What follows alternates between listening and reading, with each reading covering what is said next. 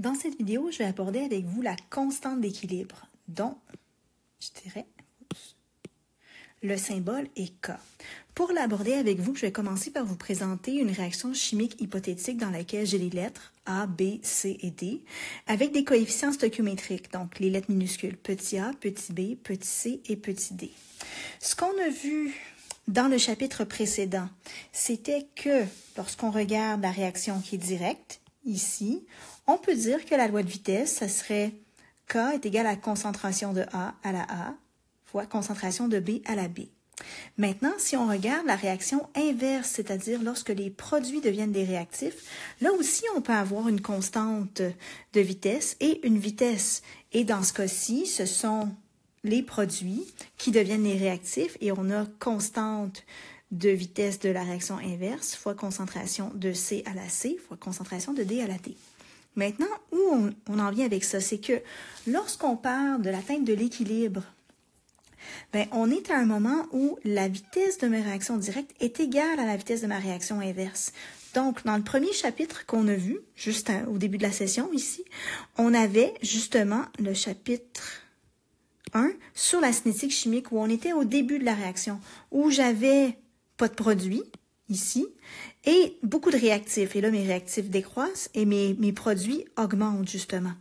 Et maintenant, on est dans le chapitre 2, où on est à l'équilibre, où, justement, mes concentrations sont constantes, ne varient plus, parce que ma vitesse de ma réaction directe est égale à ma vitesse de ma réaction inverse.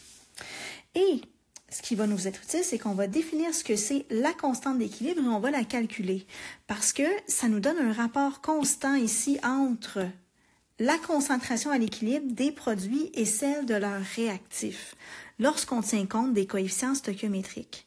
Vraiment, c'est quelque chose qu'on a évalué pour toutes les réactions. Et il n'y a pas qu'une seule valeur de constante d'équilibre, elle va dépendre de la réaction d'intérêt. Maintenant, comment on fait de 1 pour écrire l'expression de la constante d'équilibre? C'est qu'on est parti ici du fait que mes vitesses, directes et inverses, sont égales. Donc, ce qui fait qu'on peut dire que ça ici, la première expression que je vous ai présentée tout à l'heure, avec la petite constante de vitesse, va être égale à l'autre. Si on isole ça ensemble, ça va nous faire ici, prenons en rouge, que, c'était celui-là que je voulais, excusez.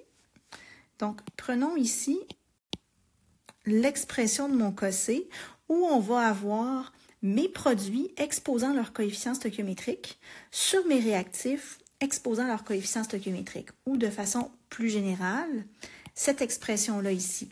Donc, on va aller dans notre équation chercher les produits et on va les mettre à leur exposant de coefficients stoichiométriques et même chose pour les réactifs. C'est une constante qu'on exprime en concentration.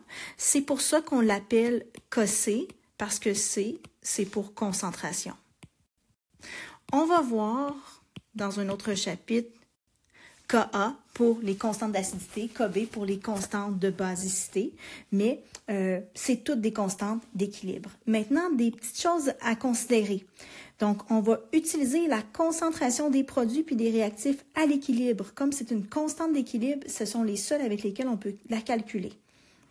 Et aussi les bons coefficients stoichiométriques. Maintenant, il faut regarder la réaction telle qu'elle est écrite. Donc, de gauche à droite et on ne change rien. Donc, les réactifs toujours à gauche, les produits toujours à droite.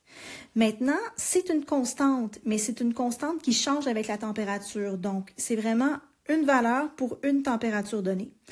Et aussi pour des raisons pratiques, parce qu'on a beaucoup d'exposants puis que les unités changeraient, CC va être donné sans unité. Donc, vous n'aurez pas besoin de mettre d'unité dans vos calculs avec CC. Pour vous aider à mieux comprendre ce que c'est CC, je vais vous présenter une réaction avec des chiffres. Donc, ici, on a la réaction de H2 plus I2 donne 2HI. On a fait 3 expériences et on a commencé l'expérience avec des concentrations initiales qui étaient différentes. Donc ici, lorsque je suis en initiale, je ne suis pas à l'équilibre parce que il y a quelque chose que j'ai pas ici. Maintenant, je vais atteindre un certain équilibre et mesurer les quantités que j'ai à l'équilibre. À partir de ces quantités-là, si je les mets dans l'expression ici de ma constante, qu'on voit que c'est HI à la 2 parce que j'ai 2 HI, sur H2 fois I2, ça me donne un chiffre qui est 56. Si je refais une expérience avec d'autres concentrations différentes au départ, donc même si je n'ai pas de réactif au départ et j'ai que des produits, je vais atteindre un nouvel équilibre, mais avec des nouvelles concentrations. Mais je retrouve encore une fois toujours la même valeur. Même chose, j'ai beau commencer avec toutes des valeurs similaires au début de concentration, le système va s'organiser à ce que j'ai ici un échange et que je retrouve un équilibre. Et lorsque je vais être à l'équilibre, l'expression ici de ma concentration de mes produits exposant leur coefficient stoichiométrique divisé par leur réactif va me donner encore le même chiffre, 56,1. Donc, c'est de là que ça vient l'expression constante d'équilibre parce que c'est mon rapport ici qui est constant. Même si j'ai 56,1, 56,0, c'est très équivalent. Donc, c'est ce qu'on appelle la loi d'action de masse. C'est ça. Et ça, on va pouvoir le déterminer pour chacune des réactions d'intérêt et on va pouvoir tirer de l'information à partir de cette valeur de constante-là. Pour le moment, je m'attends à ce que vous soyez seulement capable de la calculer et de donner l'expression de la constante, ce qui est important. Donc, on va faire ici le petit exercice où on a la synthèse de l'ammoniac, NH3, donc on prend 3H2 plus N2 donne 2NH3. Maintenant, on nous donne les concentrations à l'équilibre. Je vous demande l'expression de la constante. Donc, la constante d'équilibre, c'est une constante en fonction de la concentration, donc Kc. Maintenant, Kc va être égal à concentration, j'ai un produit qui est le NH3